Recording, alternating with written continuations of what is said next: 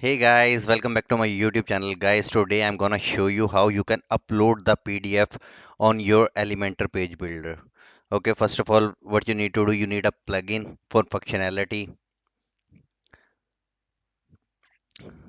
So when you click on add plugin, there is a search bar. Okay, you need to write happy and you will be happy for free. Okay, so the first one is Happy Add-ons for Elementor. Okay, you just need to install that plugin and activate it. All right, then go to your pages and add a page with name, any name.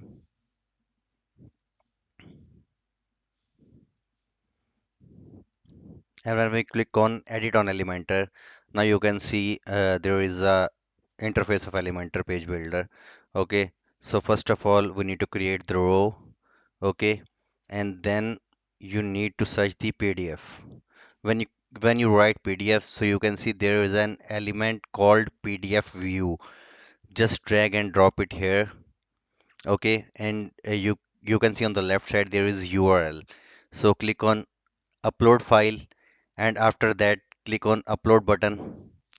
Okay, so select file and upload any PDF you want. Okay, for example, Investment Academy ebook.